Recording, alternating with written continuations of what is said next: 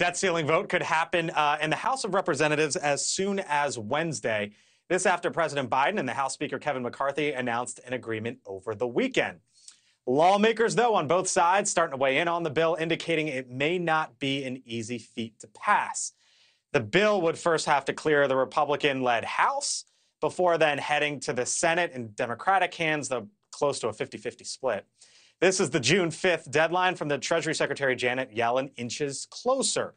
That would trigger the country's first ever default should Congress not act to raise the borrowing limit. Joining me now to discuss is the Hill's congressional reporter, Mychael Schnel. Mychael, thanks for coming in. We all kind of expected this, right? Those of us who have been in D.C. long enough knew that something would happen as we got closer to the deadline. But I guess the question going forward, one of them is, was that part the hardest part? Or are we about to see the hardest part, which is actually getting enough votes going forward? Yeah, Blake, that's a good question. And I think we'll have to see which is going to be a heavier lift, because obviously, as we saw, it took weeks of Kevin McCarthy pushing President Biden to the negotiating table, and then more than a week of those high-level talks between deputies of both the president and Speaker McCarthy to actually land an agreement, turn it into legislative text. And then yesterday we saw the text of that bill. So that part was a very heavy lift. That part is done. But now the whipping process begins, right? Congressional leaders actually have to get this bill over the finish line. Now, conservatives and liberals are already voicing concerns about this bill, which wasn't really a surprise, right? It's a compromise between McCarthy and Biden. So we knew both sides weren't going to get everything they wanted. So it's likely that a number of conservatives and a number of progressives will not vote for this bill. The question is, how many of those moderate lawmakers, those lawmakers who are in the middle of the ideological spectrum, will vote for this bill and actually push it over the finish line? That is the question right now, and that is who congressional leaders are currently targeting. You mentioned the conservative right and the progressive left, just to give you sort of a flare of what's going on Twitter from Republicans. Dan Bishop, North Carolina, heard the call rhinos, Republicans in name only, congratulating McCarthy for getting almost Zippo in exchange for $4 trillion. Ralph Norman, this deal is insanity.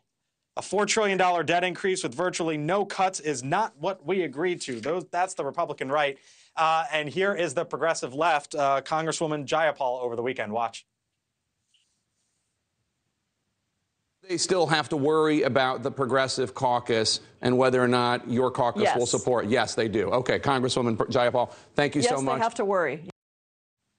Still have to worry. And Republicans on the right are none too pleased. Mychael, does this get passed at the end of the day? Like, is there enough in the middle, as you talk about, to where that slice in the House and then another 30 maybe on each side in the Senate end up getting this over the finish line?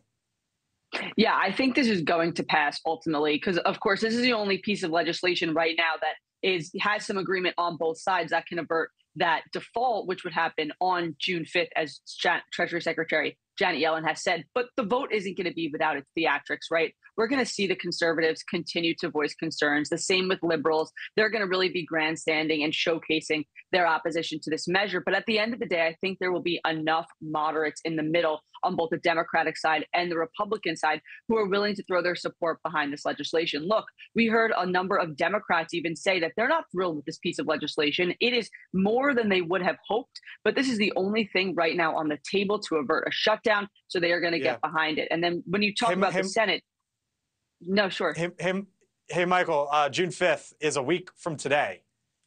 What's the timing like here? Like, even if both sides in the House, if it gets through and the Senate gets through, are we talking before June 5th, or could there be some bleed over here?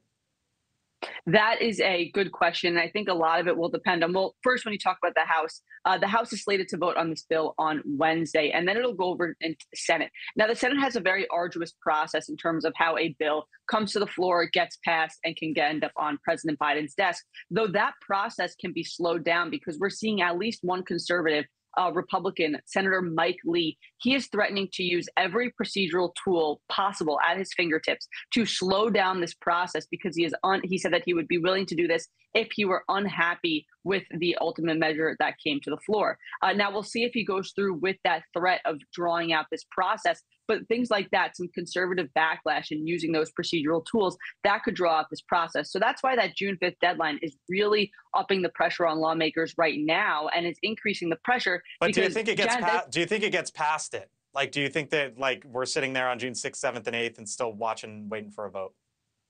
No, I think that it'll get passed before then, because lawmakers have said that they trust Janet Yellen and what she says, that she has an immense amount of experience to know when this X date is, and they trust her. So when she came out last week and said, we will not have enough cash to pay our bills by June 5th, I think that upped the pressure on lawmakers, lit the fire behind them, and they are now going to work to get something over the finish line. Now, if there's an agreement and text, it's just a matter of passing it. So they're going to do everything that they can to make it by that June 5th deadline, and I think they will. Thank you for watching. Go to newsnationnow.com to find News Nation on your television provider. And don't forget to click the red subscribe button below to get more of News Nation's fact-driven, unbiased coverage.